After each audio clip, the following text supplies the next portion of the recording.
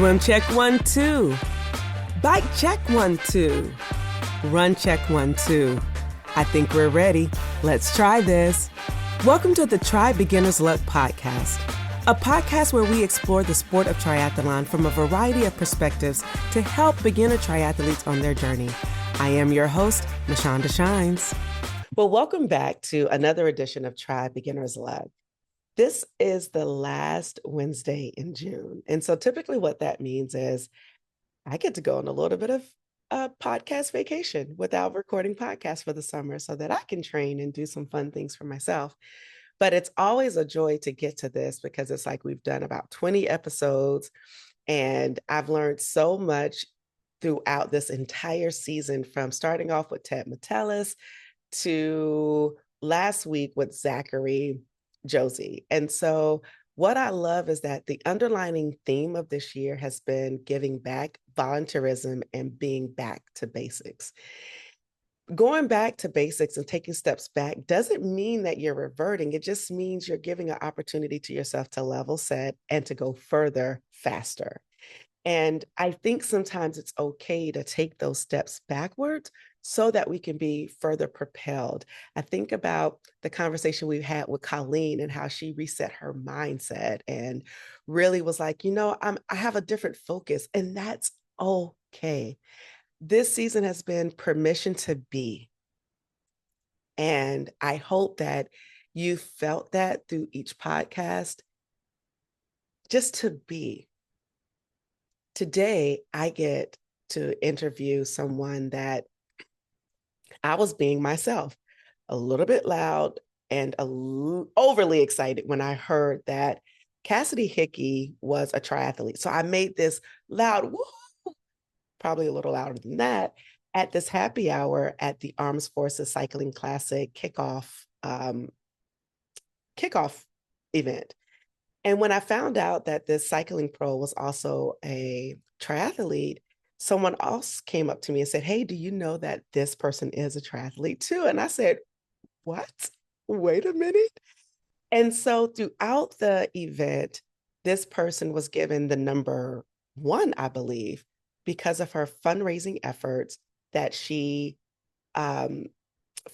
efforts and sponsorship, and how she gathered the largest team at the Armed Forces Cycling Classic. And later finding out this person has been in the sport for over 15 years. She doesn't even look like she's over 15, but that's another story for a different day. And so to be able to be in this sport for 15 years, she's been a part of Team USA and has competed at Worlds. I am so excited to dig into the story of Logan Cunningham. Logan, welcome to Try Beginner's Luck. How are you? Hello, thank you so much. I am ecstatic to be here. I'm so grateful for this opportunity, and so exciting. Yeah, it is so exciting. And okay, so Logan is this boss babe, right? Like, she gathered the largest team for the Armed Forces Cycling Classic. And even though cycling is one of the 3 opportunities that we get to get as triathletes, I think it's it's the longest distance where we spend the most time, where we have to truly become one. Tell me about how you were able to gather this team together from your organization to get people excited about cycling for 3 hours on their bikes for a great charity cause. Yeah, absolutely. So as part of Armed Forces Cycling Classic, I'm with Amazon actually, and so it was our team as a corporate challenge team that we were able to put together this year, and it's actually been 3 years in the making. So 3 years ago, as an Amazon employee, I kind of by luck stumbled upon the event and was able to secure a paid for bib, if you will, to participate through Amazon. And I showed up and I was like, wow, this event is incredible. It's helping, such amazing causes, and really is a huge deal for the cycling community, the professional cycling community. But from an Amazon perspective, we didn't really have many people involved. And so I kind of looked at that and I was like, wow, I think there's a huge opportunity here. I knew vaguely that there was a large cycling and triathlon community here at Amazon. And so I was super eager to tap into that.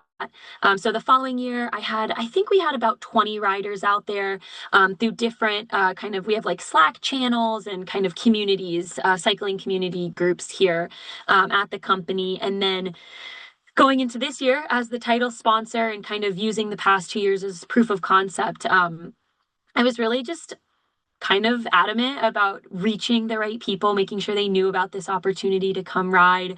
And of course, as you know, Armed Forces is unlike any other cycling event, especially at the amateur level. And so I really honed in on like how good of a cause it was and how unique of an opportunity it was. And people showed up. People, we had a wait list. They came out, and yeah, it was a huge success. So very exciting. So I'm glad you mentioned Amazon because now we can talk freely about it. I wasn't sure we were going to talk about Amazon because I was like, there's such a huge conglomerate. Yeah. But let's talk about the wait list because how many people did you have participating this year from the 20 the previous year? Like that's a huge jump. Yeah. So we had 90 total. That was how many spots we were given for our team. And then I think by race day, we had about 25 people on the wait list as well. And, it's funny, I kept saying, like, hey guys, if you can't make it, like, no big deal at all, but please let us know so that we can give folks on the wait list, a bib. And no one reached out to me. And I was so worried. I was so worried no one was going to show up. And sure enough, we were 90 strong on ride day, and everyone showed up, and we were able to take away the win for the corporate challenge. Oh yeah, and that kicked some people off the podium that has been there for years, Years. Yep. years Yep. upon years. And as so, how I'm affiliated is I'm one of the announcers for the Armed Forces Cycling Classic, and the corporate challenge ride is usually the part that I get to spearhead and steward the most. And so, seeing the riders come by, it was like every group had Amazon had a group in every peloton, and it was so good. And again, it's a ride, not a race. However, cyclists are going to be cyclists, and they're going to put their own little finesse on this particular race. And so it's about how many times can we get around and how many loops can we do. And so the course is about, I think it's a 10-mile course I think it was or a 12 little and a bit more, half this 12. year. Yep. This year it was 12 and a half because they rode through DC and Yep. they go through from DC to Virginia. And it was the first time they did this year. So it was really big. You also mentioned in your story, Logan, that there's a huge triathlon community at Amazon. So do you all get on the Slack channel and talk about which races you're going to do and doing these races together? Yes, we sure do. So it's so cool because it's global. So it's not just here in the Arlington HQ2 region, but we have, our triathlon community in Seattle where we're headquartered, and worldwide. And so, every 70.3, every Ironman event, every, local Olympic races, sprint distance, pretty much when the season starts, we've got at least somebody at one of the major races, and then some, a couple of people at their local races as well, which is super cool. And I know we haven't done anything as a group here in HQ2, but I do know out in LA, actually, our Amazon Studios team does have an Amazon Studios triathlon team. And it's super cool. They are really big on, people signing up for their first triathlon, and they race out in Malibu every year. So it's a huge community and opportunity that they have. Well, I'm interested to see how you will evolve the HQ2 team into seeing what races you all do around here. And Yeah, just even from a global standpoint, like if you have this massive team, it will be cool to see a global like Amazon meetup at a triathlon that people designate because it can happen. And right. I think that's what's beautiful about this sport is that this sport can be done anywhere, in the world, Totally. Yeah. anywhere.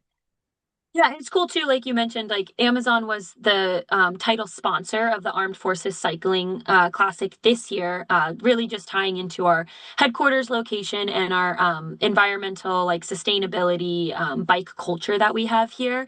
But even outside of a sponsored event, right? It's just finding other Amazonians at these triathlons and running events alike. So it's a large community, and we feel lucky to have that. So. Awesome. It is a blessing and it's an honor to have a community of people that you can talk about this sport within your work, because it's also a way to release stress and to stay active and to stay healthy. And so I know you all have a huge wellness component, which definitely this fits right in. But let's talk about you, because this is about Logan. Logan, you are like, you've been in this sport for 15 years. How? You don't look like you're old enough to be in the sport 15 years. Let's talk about this. When did you get started? How did you? My microphone dropped. See, it was a microphone drop moment. That's just how powerful you are. You dropping the mic across the across the Potomac, because that's where we are. We're in separate places. Oh gosh, anything can happen. And that literally the mic just dropped. So tell us about your start and how did you get started in the sport? Yeah, absolutely. So I had what I consider an incredible privilege of being born into triathlon. My grandfather is a highly competitive, very successful local triathlete and marathon runner, actually, and cyclist. I like to he doesn't like to take credit for it, but I like to say he was the founder of the sport because he's older. He is my grandfather, and triathlon and cycling has changed quite a bit from when he started. I always say he paved the way for many of us to be able to enjoy these sports now. But my father is also a mega triathlete. He has done multiple marathons, triathlons. So I kind of grew up around it. My mom does duathlons. She doesn't really rock with the whole swim situation. So she does duathlons, and she's a huge runner. And so I kind of grew up around it. I dabbled in some other sports. I was a big lacrosse player for a while, tried soccer. Um, but I grew up my whole life doing summer swim team. Started swimming competitively in middle school, kind of at the club level. And then I remember as young as, 7 or 8 years old, my dad did the Marine Corps Marathon right here in DC. And they used to have a kids run. I think they still have it. But I participated in the kids mile. And then I ran a mile of the marathon with him. And I just remember feeling like that was like the coolest thing ever. And then watching him, of course, do triathlons as well. So when I was 13, I was in eighth grade. He had signed up for the Columbia Triathlon, which very sadly does not exist anymore. In my opinion, it was the best race in the country, right over in Columbia, Maryland, at Centennial Lake. And at 13 years old, I was registered and I raced. I trained for a couple of weeks. I kind of the swim I had already been swimming competitively, the run, but yeah, the bike was pretty daunting. It was an Olympic distance, and put on my wetsuit and jumped in the water, and the rest was history. I was hooked. Okay, that's a lot to take in. So your entire family is involved in multisport in some way, shape, or fashion. That's right. Well, Check. it's worth noting I have a younger sister and she wanted to do anything but multi-sport. So she was an insanely good volleyball player, but she has now discovered her love for cycling. So it really is a family affair. It's not a matter of if, it's when. When? Yeah, It's when. And absolutely. cycling is one of those things that I'm learning can be the new gateway drug into multisport, because it is the most expensive part of the sport. And once you have your bike, it's really easy to do the run. And if you don't know how to swim, you can at least learn how to swim. But the barrier to getting the bike, we know so many people that don't have bikes initially to get started. They don't have bikes. So I think that this could be we could get a new wave of new multi-sport athletes from the cycling world because there was such a big cycling boom during the pandemic. And now that people are posting their pictures, especially on Metal Monday, and it's intriguing to see, to stretch yourself to see, like, can I do this? So I'm here for it. Your grandfather, pretty much, quote unquote, starting the sport, which is good because it started in what, 1979, I believe, in the 70s. We'll just say the 70s. And so your dad participating, when did your first race, okay, your first race being an Olympic, did your grandfather and dad participate in your very first race?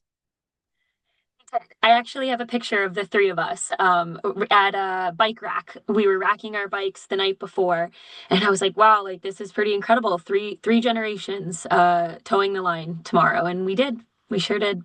Now I feel like we need your dad and grandpa on the podcast. Like, we need to make this like, no, seriously, three generations being able to try. I think that tells a good story, and it tells a different story that now people who are starting can introduce their family and introduce their kids into sport to have that same triathlon legacy, because it is prevalent, but just not as prevalent because the sport is still relatively new. But this is cool. Like, I don't think I've met someone that's had three generations of two, but three. That's pretty much an anomaly, I feel.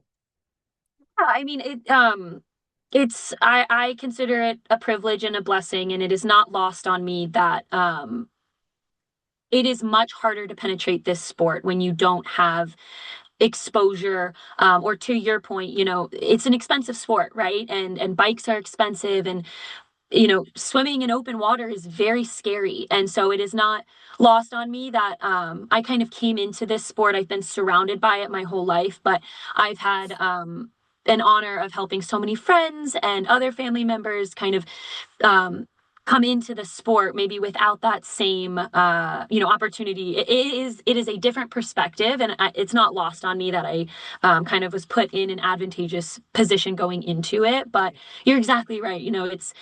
It's so special that hopefully folks who have gotten into any type of multisport at whatever age, right? It doesn't matter your age. This can be shared amongst so many generations and friends alike. And so it's just so cool to see. Okay, it is. Now, taking you back to your 13-year-old self, training for your first Olympic, like not even a sprint, but an Olympic. That's a big distance to train for. Yeah. If you can remember, what was it like training for this event? Because I want to kind of paint the picture of what it was like in your 13-year-old mind, and then we'll progress to what is it like training now. So Absolutely. tell us about the training of your first Olympic. Yeah. Oh, wow. That's a great question. At 13 years old, I was very naive. And it was all fun, right? Like it was just for fun. A lot of my friends and teachers in school, like, didn't quite understand what I was getting myself into, but they thought it was cool. And I had an incredible support system. Like I said, training with my dad. So it was a lot of evenings and weekends. But yeah, in high school, I ran cross country. I swam on my high school swim team, and I ran track. And so in eighth grade, I already ran cross country and was on the swim team. And then it was the summer before high school was my first race. And so a lot of that training kind of was already there, if you will. And then supplementing that with weekend long bike rides with my grandpa and my dad, them kind of showing me the ropes and falling over on my bike many times trying to clip in and not understanding how to move in a wetsuit. I mean, I went through all of those things. I think I was just young enough to maybe have a different perspective than I have now because it was all fun and games, but it was a fun time for sure. Okay, so that's good perspective to know that you had the swimming and the bike. I mean, the swimming and the run training from cross Yes. country. Yep. Now, the biking portion, that to me stands out because you mentioned falling down and learning. Because I was thinking, like, did you clip in? But what was that clipping in? Because most times when people have falls, especially at a young age, that usually can either turn them away from the sport or allow them to go deeper. So how did you overcome those initial falls in order to say, I'm going to keep doing this because I know, I don't know if you knew that this is something that you wanted to do, but how did you overcome those falls not to give up? Yeah. It's scary. It's very scary, right? You're clipping in, you fall, you're trying to unclip and you fall and you're kind of like questioning like, can I really do this? I think my motivation was very much like again, I had my father and my grandfather to look up to, and I knew I had their support. And so that really continued to like drive my motivation. But it wasn't easy. I don't think at 13, I never thought about giving up at that point. That was never really an option to me. But I wasn't sure if after that first race I would ever do it again. I kind of thought maybe this is like a one-time thing, and that's cool. I can say I did a triathlon and go from there. But then once I did my first race and I just realized like how great the community is, how rewarding it is to like cross the finish line. I mean, even just starting a triathlon is so brave. You have to be so brave, so courageous to even start. And, if you have the opportunity to cross that finish line, it just kind of validates all those times you fell clipping in or you were scared to, jump in the pool on a morning when it was freezing cold water and like all those things that go through your head. It's scary, but it's very rewarding. And after I did my first race, that was actually what motivated me to keep going. I don't know if I've ever thought about getting to the start line and how brave it is, or maybe no one has articulated it like you have. But it really does take a level of bravery, um,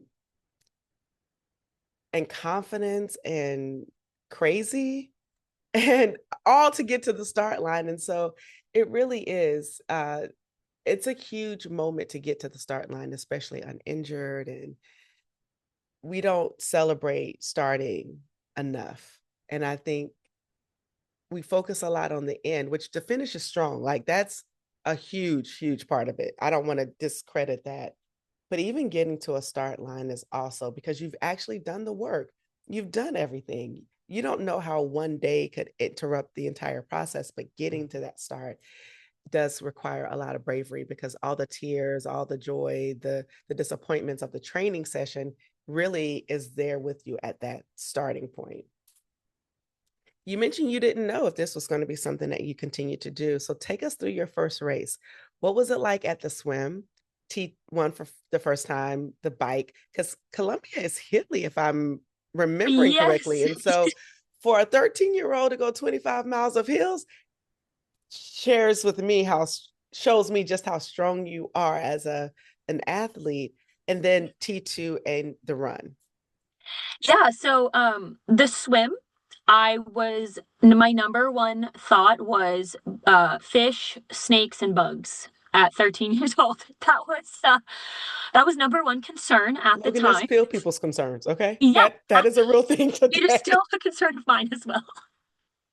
For anyone listening that's a first timer, I will tell you that once you're in the water, you kind of don't think about those things, but you are not alone. 15 years in, I still think about what's going on under there, but try to block that out. So yeah, that was number one concern. I think number two thought process was something that I really carried with me through my collegiate triathlon career, kind of the more elite racing that I started doing. And I had some awesome coaches that really re-emphasize this, and that's just taking it one step at a time, right? Like it can be very daunting when you're standing in the water about to start the swim to think about how much is ahead of you. And even at 13 in my first race, I was able to kind of just break it down. Like I knew, okay, get out of the water, that's kind of safety number one. My poor mother was very stressed on the sideline waiting for me to exit the water, which side note, love my parents. They are my best friends, but I often wonder what they were thinking letting their 13-year-old start the race. But that's a whole nother conversation. But yeah, and then going through T1, I kind of had the like, wow, that was a lot. That was a 1,600 meter swim, like in a lake, and I did it. My adrenaline was going, but then of course I had a very hilly bike ride ahead of me. I believe we had ridden the course the day before, if I remember correctly, or at least driven through the course. And so I kind of knew what to expect, but in reality, I didn't really know till I got in it. I was a little scared on the bike. I was a little scared, just trying to remember, keep my distance from the bike in front of me, if I need to pass, if anything happens, kind of just like remembering the things that my dad was coaching me at the time. So all the different things that we had practiced beforehand, just keeping those in mind. And then as I got towards the end of the bike, I distinctly remember thinking, like, okay, I know I can run. I know I can at least walk if I need to. So I just need to get off the bike. Very, very much so not wanting to fall when I got to T2. That was a big focus. So once I had actually dismounted my bike and started the run, I knew I could do a 10K. It was hot. I remember it was so hot, and my adrenaline was going. I was like, okay, like I can do 10K now. Like I can do this, and that's what I did. And I did it. And my dad was at the finish line. My grandpa was there. My sister, my mom, and I finished. And then I was told there was an award ceremony, and that was a whole nother thing I was not prepared for, but a lot of fun too. So. So award ceremony. So that means you got an award on your first race. I did. I can't. I was trying to remember earlier. I can't remember if it was second age group or third age group. But one of the coolest stories about this is I was 13. In the next year, I came back to the same race, which was my second ever triathlon 1 year later. And I was on the podium again for age group. I was in second place. And first place was a girl you've probably heard of before by the name of Taylor Knibb. And she's also from here locally, and she's a year younger than me. So we were both at Columbia Triathlon. Her mom is a huge, advocate and local triathlete here, I believe, with DC Tri Club, and she was on the podium, and it was so funny. Like we raced, for a couple years, and then, of course, now she's a multi-Olympian, cycling Olympian, triathlete Olympian, all of the things. So pretty cool story there. But yes, that was at Columbia. That is actually very cool. Taylor has been on the podcast here, and we are a huge fan of Taylor around these parts. But that's cool because you can say that you've been on the podium with an Olympian and a professional triathlete who's crushing the game. Yes, Like, I can say that. wow. And her mom is, like you said, she's an incredible athlete. I think she was at a local race this weekend and was top of the podium for her age group. And so this truly is a sport that is just so familiar. But I think that's a cool enough. Do you and Taylor still connect? Did you guys become friends, racing each other all those years? Not really, because we would race locally. Like we're connected on social media. Because she actually went to we both went to private school, so we would see each other at cross country meets, track meets, swim meets. But of course, I think when her talent was recognized at a young age, she kind of started taking that path, and then she went to Cornell. So yeah, I think she might not have any clue who I am, but we kind of raced side by side for some time, and I've always looked up to her and really loved that opportunity. So. Sure, she does know you because she's a student of the game. So she probably knows all of her competitors. And with you guys One being in point. private school, was very familiar with who her competition was. So that's a cool, that definitely was a different twist and a surprise element to the podcast I was not anticipating. But it's good to know that you can say that you raced with her because sometimes that's those things. And just to highlight, you also have been to worlds. You've raced at a very high level. And I think I want to talk about that as well, because to put that into a frame of mind, like racing 25 miles at any age beyond under 18 that's a lot of miles. I mean, heck, 25 miles at 60 and 30 is a lot of miles. So to see that you've done that, have done it at a level and have gone to worlds. Let's talk about your progression. You said that you did one race a year, well, at least between your first and your second year. And then how did it take off from there? How did you know, like, how did it take off from there? Let's ask that. Yeah. Yep, like I mentioned, I did my first one at 13, waited a year, went back to Columbia the following year at 14. At that point, I was in high school, running competitively, swimming competitively, both in school and outside of school. And my dad was my coach for my first couple of years, and that was some of the best memories, honestly, of my entire childhood. So fun to do that together. But then after my second season, I believe, started adding some more races to the calendar. And it's worth noting, I'm 28 now, so 15 years ago, triathlon was very different than it is now. Very different, particularly for like youth and collegiate and high school level. Um, Taylor, myself, anybody else our age kind of coming through the triathlon world at that time, we kind of had to pave our own way, if you will. We kind of found our own races. My dad would kind of find stuff for us. And then I ended up being coached by a local coach here who is a former pro triathlete, Margie Shapiro, excuse me. And she was incredible, just a big advocate as a woman and as a triathlete. She kind of went through the pro triathlon thing. And so she coached me throughout high school, and it was great. She was able to work with me along with my high school sports teams to kind of manage that situation. And I started racing more, I want to say my sophomore year of high school. I started maybe racing 5 to 6 races a year, and we would travel. So we went out to Iowa, I think, for the 5150 national championships.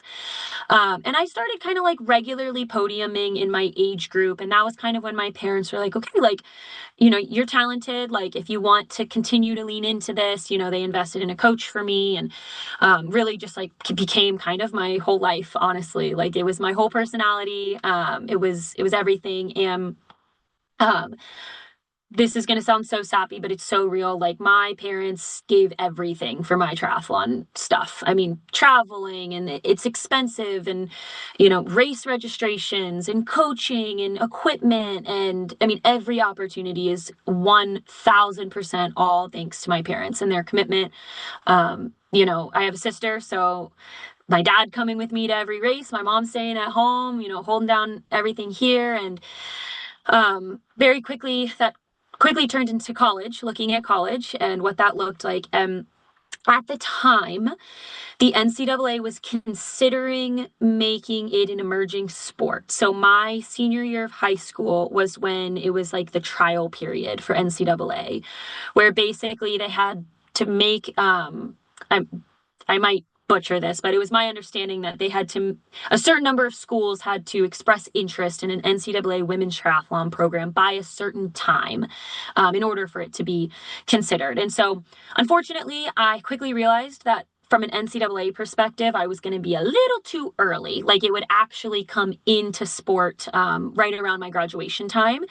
And so I pivoted to looking at the best club programs in the country. And so I went out to a lot of different California schools. I did a lot of visits at California schools, did some training sessions with their club teams, and ended up at UC Santa Barbara. So I was at UCSB.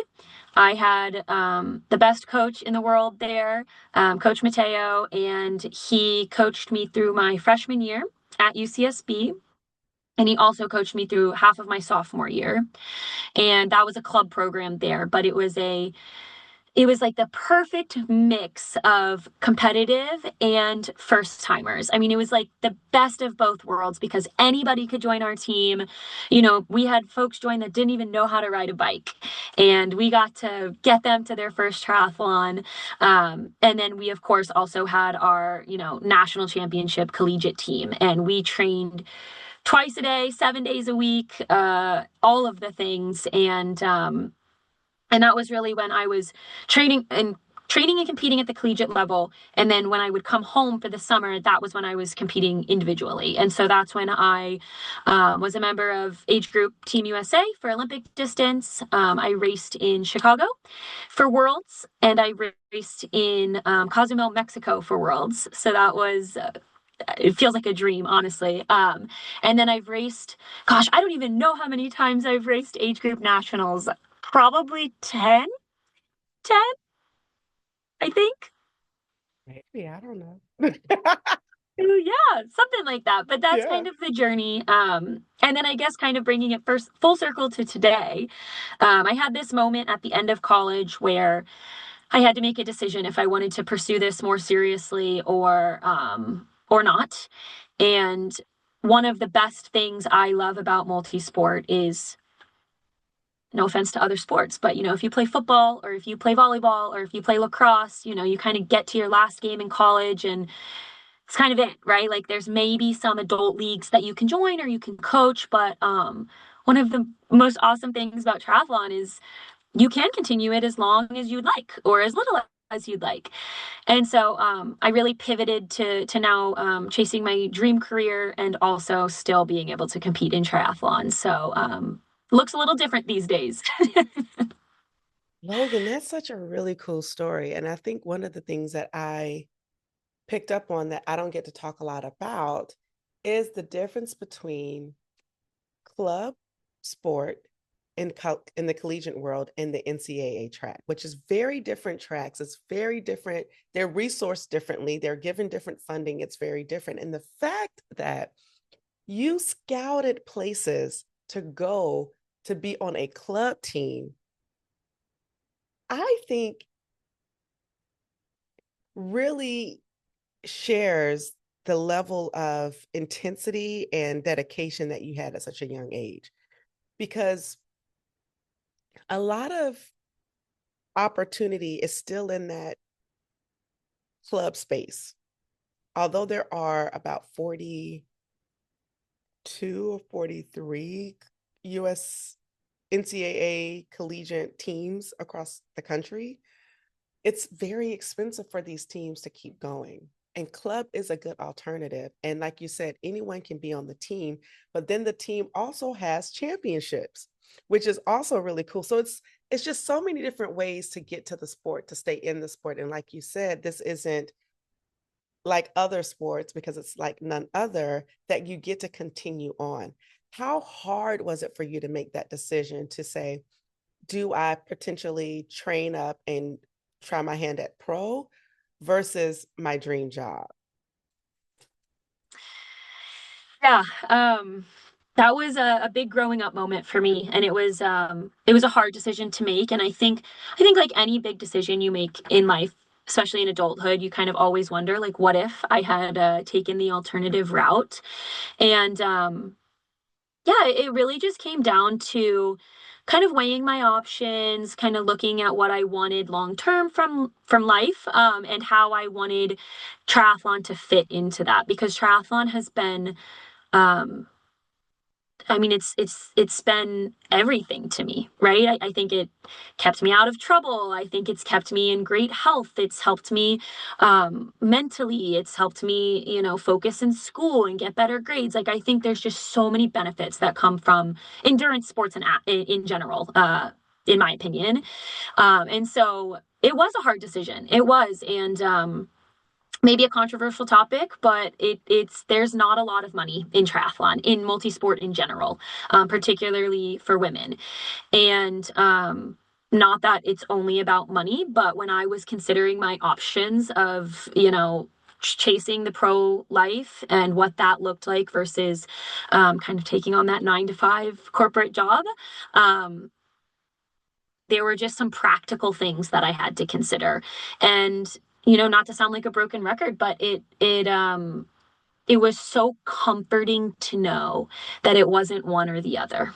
Just because I chose not to pursue triathlon at the professional level, um, other than keeping my health in check, as long as my body will allow me to do it, triathlon is always going to be there. And so I felt blessed to have both of it wasn't an either or, but it was a both. So Both and what I was thinking as you were talking, I'm like, that opportunity to go pro is still available. And let me tell you why or how. There's a couple of local professionals in the area who work full time and they also race professionally. I think about Kaylee Slade, who's in Georgia, who's in medical school, also racing professionally. Like here locally, we have Sloan and um, Sarah Karpinski, and most notably, she was on a couple of episodes ago. Kate Donahue. She's not well, she has an opportunity now because she came in top of her age group. She was the first age grouper to break the tape at Eagleman a couple of weeks ago, but she also broke the tape last year. So there's people who are still competing, and I think that race got her an opportunity to take pro, but she can either take it or not. Like you have options. So there's time, and we're going to see what you're doing, Logan. Because think about it. What if I hadn't acted a fool when hearing that Cassidy uh, was a triathlete? I would have never known this.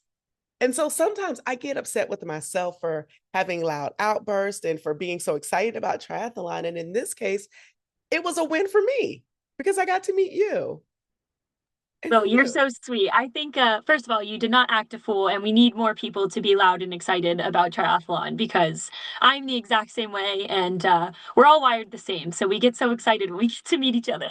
Right. Because we're still a very niche field. Absolutely. We're still a niche field. But anyway, okay, I don't want to get talking about that. So, what distances have you conquered to date? You've been racing for 15 years. Tell us more about your journey, where you are, and then we'll transition out. Oh, so I primarily focused on Olympic distance through college. Before college, funny enough, I dabbled in some sprint distance, draft legal, ITU stuff. I did that once. I was lapped out. I absolutely hated it. I hate drafting on my bike, and I am much more of a long distance athlete across the board. And so the sprint distance has always just been very challenging for me. Like I almost feel like I don't even warm up until I'm, almost done with the entire race. And so learned quickly that I enjoy that distance, but not as much as the longer distances. So primarily Olympic distance. Last year and the year before last, I did the inaugural Happy Valley Penn State 70.3. So my younger sister is at Penn State. We are. And so it was really cool to go race, kind of through her campus. And it was the first and second years of that event. Absolutely loved it. The hardest course I have ever done, hands down. No joke. Everybody should try to do it. It's beautiful, amazing, challenging, so rewarding. And I hope to go back next year. Transparently, I'm taking a very weird pivot break from triathlon this summer. I raced, wow, a month ago, 2 months ago. I did Kinetic Triathlon Festival with a friend for her first ever triathlon. So I raced that with her. And I'm taking a very weird pivoted break to do a very cool amateur USA boxing match in September. So strange pivot, but like I mentioned earlier, I feel like if I have found the courage to toe the line for a triathlon, maybe I can find the courage to get punched a few times. It's all for a good cause to knock out cancer. It's a fundraising event, but through all of that, I've still been training, and I'm hoping to do some fall races. So I'm looking at some September, maybe October, looking at maybe Florida or some other fun races when it gets a little chillier here. And then on the nearer term docket next year, I'm thinking my first full. So that's been the dream forever, and I've been patiently waiting until I feel like I am at an age where I can handle the training and physical time and load that comes with a full. And I think next year might be the year. I think 2026 might be it. You keep surprising me, Logan. I don't know how to take all these surprises. As you can see, my facial expression has gone from to oh, like just all of these things. Boxing, girl, come on. That is, Crazy, I know. Crazy. But you know how we're wired. We say yes to these things, as triathletes. That's what we do. yeah, I wouldn't say yes, but I will come and support you Thank you. for Thank you. Thank you. this because I'm like, oh, like I like boxing in terms of where it's just me in the bag, but like someone like aiming at my head, oh my gosh, that is, Well, I will say it translates more from triathlon than you would think. The endurance required is unmatched. And the only thing I think that's comparable is doing a triathlon and training. So you definitely could. You definitely could. Well, let's unpack that just for a second. Yeah. How is the training with boxing and triathlon closely related?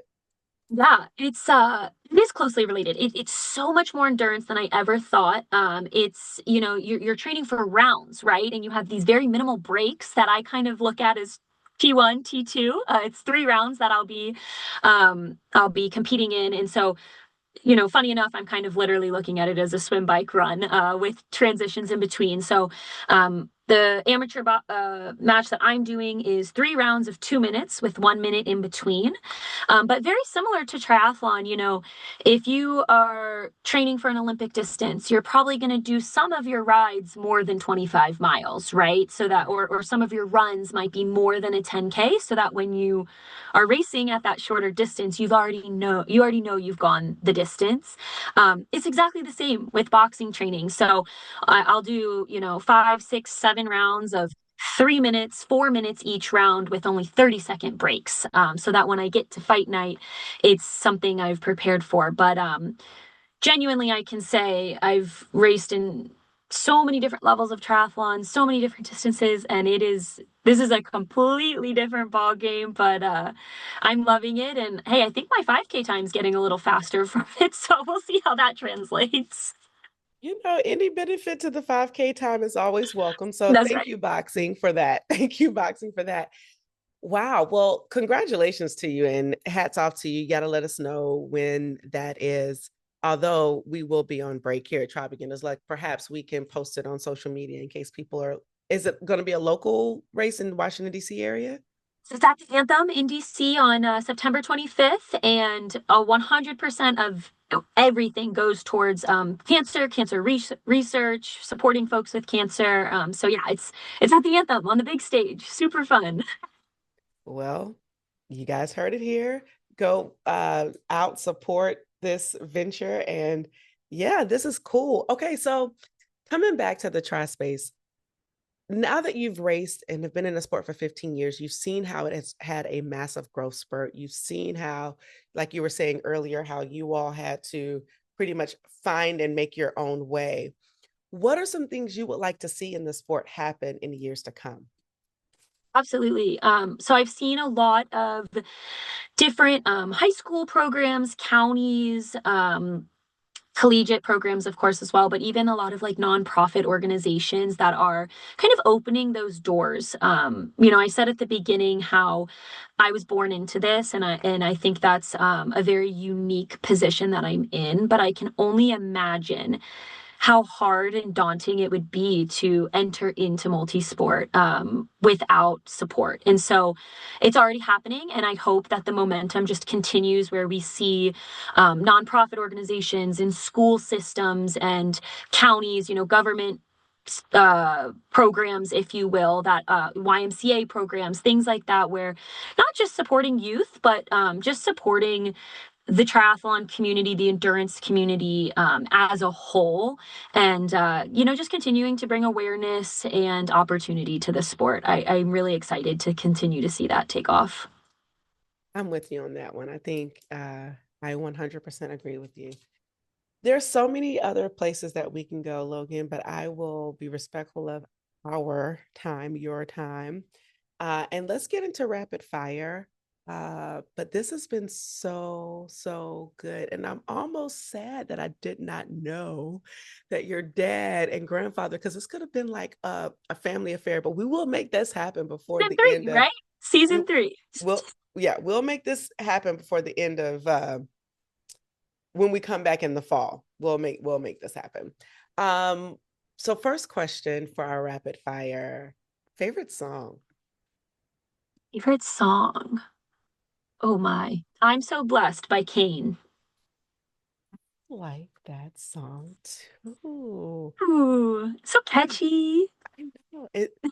Is that the one they have the new dance to now? No. No, but I do like that one too. Okay. Yeah. It was like he's coming out. He's like the new little pop Christian Yes. guy. I'm All here for over it. TikTok and all the things. But Yes, all over yeah, TikTok. I think I'm so blessed is my answer. Yeah. Yes. Okay. I love it. Favorite race. that you had to compete against Taylor Knibb on? Oh, this is crazy, but probably high school. I think it was state championships for cross country. She won by like a couple of minutes, and I was nowhere near. I was like so far in the back, but the way the course was, we could like see her finish and everything, and it was, I mean, it was so exciting just watching her like destroy the competition. It was inspiring. So, yeah. Okay. Favorite triathlon hack? Hmm. Favorite triathlon hack? Dance before the start.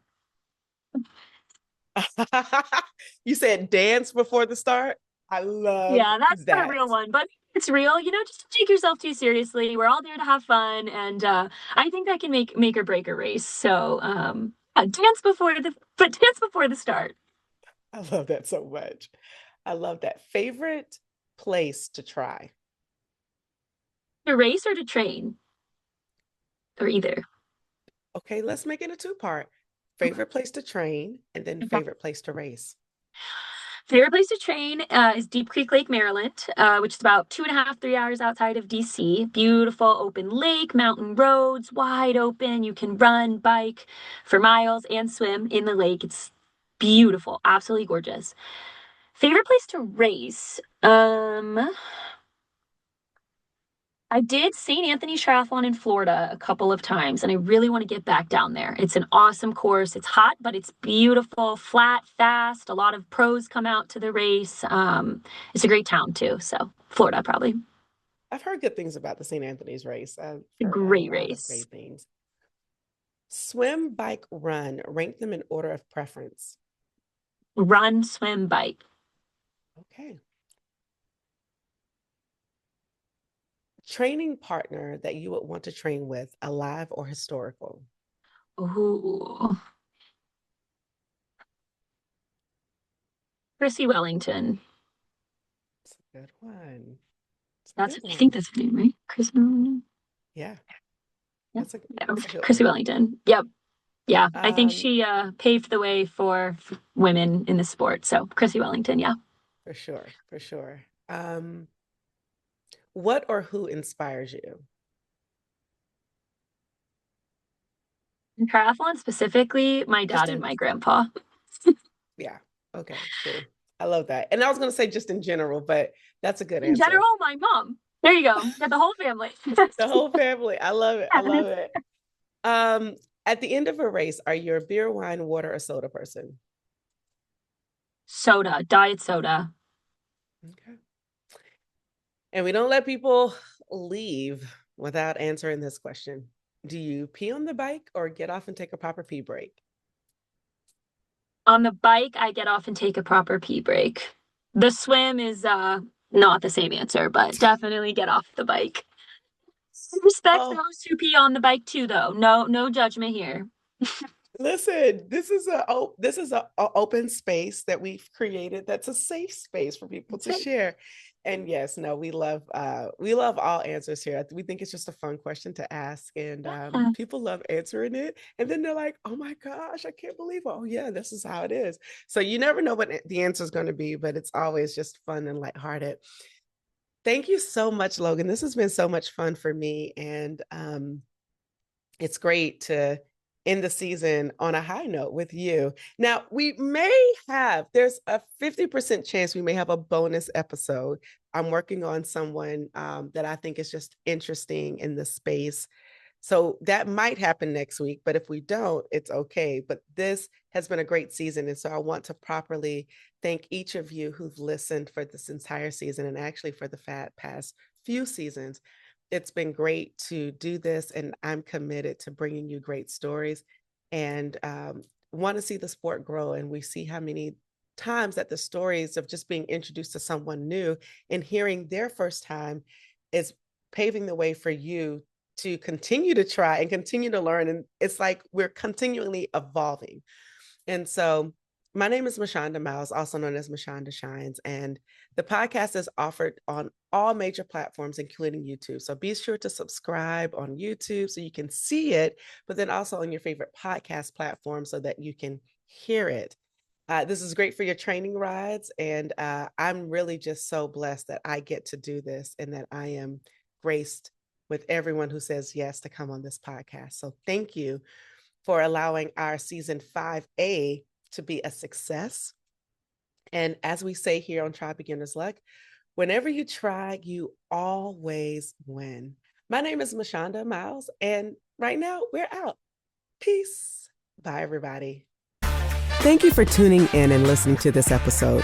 We need your help so we can continue to try at TBL. So for more information on where you can find and subscribe to this podcast, visit www.trybeginnersluck.com. And don't forget, whenever you try Beginner's Luck, you always win.